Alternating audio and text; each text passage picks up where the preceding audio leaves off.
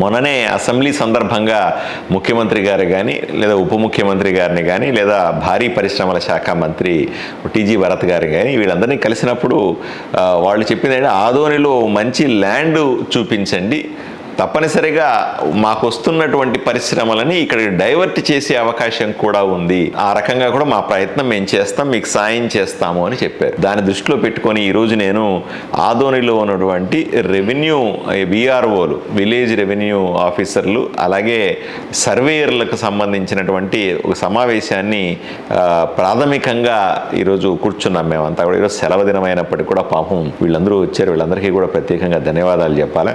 వచ్చి మేము ఆదోనిలో చుట్టుపక్కల ప్రాంతాల్లో ప్రభుత్వ భూమి ఎక్కడ అందుబాటులో ఉంది అనే విషయం మీద కాస్త లోతుగా చర్చించాం. ఎందుకంటే భూమిని పరిశ్రమలకు ఉచితంగా ఇస్తుంది కూటమి ప్రభుత్వం. రెండవది, వాళ్ళకు కావాల్సిన రిజిస్ట్రేషన్ చేసే సమయంలో రాయితీలు ఇవ్వడం, పన్నుల్లో రాయితీ ఇవ్వడం, వాళ్ళకి ఇచ్చేటువంటి కరెంట్లో కూడా రాయితీ ఇవ్వడం, ఇట్లాంటివన్నీ చేయడం ద్వారా పరిశ్రమలని ప్రోత్సహించాలనుకుంటుంది కూటమి ప్రభుత్వం. దానికి అనుగుణంగా ప్రభుత్వ భూమిని మనము ఐడెంటిఫై చేసి దాన్ని ప్రభుత్వానికి కానీ వస్తున్నటువంటి పరిశ్రమల వాళ్ళకు చూపెట్టి వాళ్ళని ఇక్కడికి ఆకర్షించాలా అన్నది మన ఉద్దేశం. నా ఉద్దేశాన్ని వీళ్ళకందరికీ కూడా స్పష్టంగా చెప్పినాను. వాళ్ళందరూ కూడా తప్పనిసరిగా వీటి మీద పూర్తి స్థాయిలో పనిచేద్దామని వాళ్ళు అంటున్నారు. రేపు ఎల్లుండి ఆర్డీఓ గారితో కానీ లేదా అలాగే ఎంఆర్ఓ మిగతా వాళ్ళందరితో పెద్ద ఎత్తున సమావేశాన్ని ఏర్పాటు చేసుకొని ఏ విధంగా అయితే ఎక్కడెక్కడైతే మనకు